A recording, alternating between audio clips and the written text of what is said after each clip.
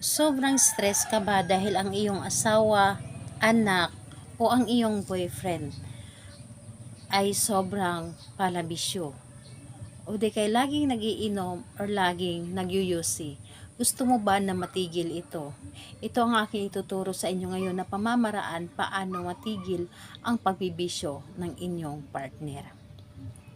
Hello mga guys, kumusta kayo? Panibagong araw, panibagong video na naman tayo. And sa araw na ito ay isa na naman video ang aking ituturo sa inyo na simpleng gabay o simpleng pamamaraan na makakatulong sa atin. At bago ang lahat, gusto ko lang mag-disclaimer sa mga taong hindi naniniwala at hindi gusto ang mga kagaya nitong video. Please skip this video and maghanap kayo ng videos na gustong gusto nyo dahil ang video na ito ay para lamang ito sa mga taong naniniwala and gusto mag-try. Sa lahat po ng mga nagko-comment dito sa aking video, dito sa loob ng aking channel, mag-iingat sa lahat ng mga nagre-reply sa inyo na dinadala kayo sa kanilang WhatsApp, in-imo app upang makaiwas po tayo sa scam. Ngayon po, ituturo ko sa inyo paano natin patigilin or paano matigil ang bisyo ng taong mahal po ninyo. Ang kakailanganin lamang natin dito is kailangan ka maghanda ng isang buti. Kahit na mga ganitong buti lamang kung ano ang meron kayo.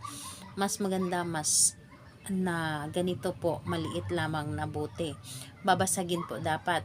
And pwede naman na hindi siya clear, basta babasagin na bote. And may takip po ito.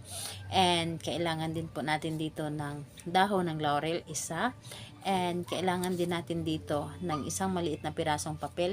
And kailangan natin ng alak na iniinom ng inyong partner. Kung ano man yung iniinom ng inyong partner, yon po ang inyong gamitin.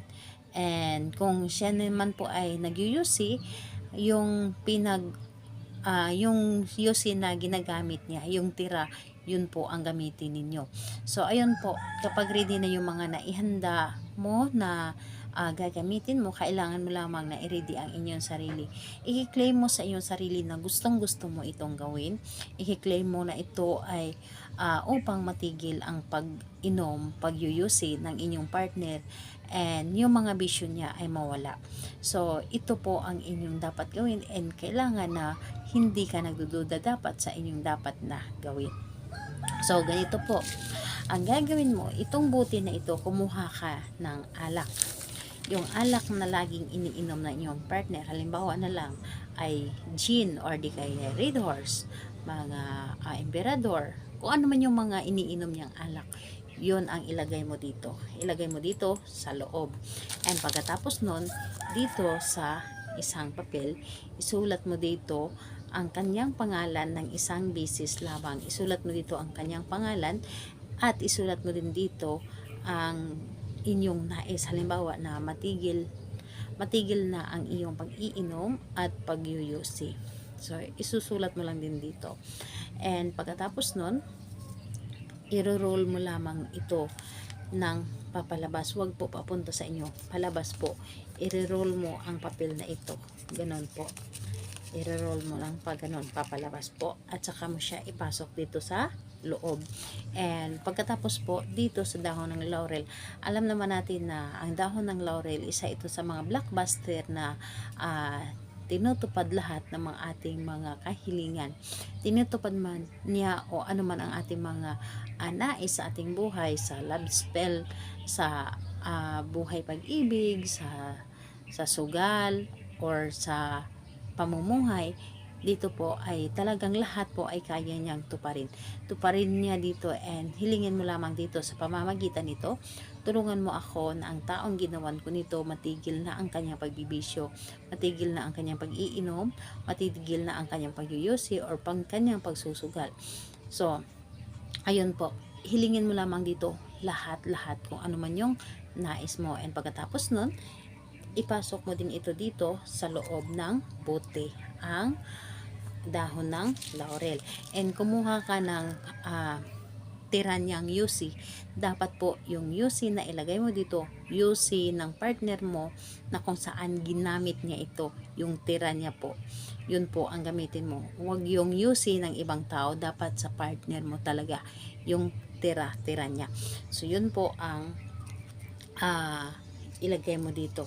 And kapag nailagay mo na dito lahat, alogin mo lamang ito. Alogin mo yung talagang alog na alog talaga. And inaalog mo ito sabay sambit or sabay hiling na ikaw, pangalan at apelyido ng partner mo. And sabihin mo dito lahat-lahat na matigil na ang iyong pag-iinom at hindi ka na mag-iinom pa kailanman. Matigil na ang iyong pagyuyusi at hindi ka na magyuyusi kailanman. So, ayun po, lahat na or hilingin mo na dito lahat-lahat ang iyong nais. And pagkatapos nun, ang buti na ito, ilagay mo ito sa lugar na kung saan hindi ito makita ng inyong pinagagawan. And tuwing alas 6 ng gabi, kunin mo ito at alugin at humiling kang muli. Tuwing alas 6 po. Kahit araw-araw pa pwede po. Basta alas 6 lamang ng gabi. So, alugin at humiling para matigil. And kailangan na positive ka. Huwag na huwag ka mag-isip na negative kapag ito ay inyong ginawa. Positive ka dapat. And ayun po, maniwala ka sa inyong ginawa na ang taong ginawa mo nito, matigil na. Dahil ito ang isa sa ginawa ko sa aking partner na dati ay sobrang manginginom. So ngayon po ay hindi na po siya nag-iinom. So natigil na po sa ganito pong ginawa ko. So tinuro ko sa inyo ito ngayon dahil gumana ito sa aking partner. So ayun po, kaya hindi tayo magtuturo dito kung hindi ito gagana. So maniwala ka sa inyong mga ginagawa, ito ay gagana at ito ay matutupad. So gawin ito sa araw ng Tuesday and Friday. Yun lamang ang paggawa natin ito. And kinabukasan kahit hindi Tuesday and Friday, alugin mo ito tuwing alas 6 ng gabi. So ayun po, salamat po sa inyo. Bye bye everyone. God bless us all.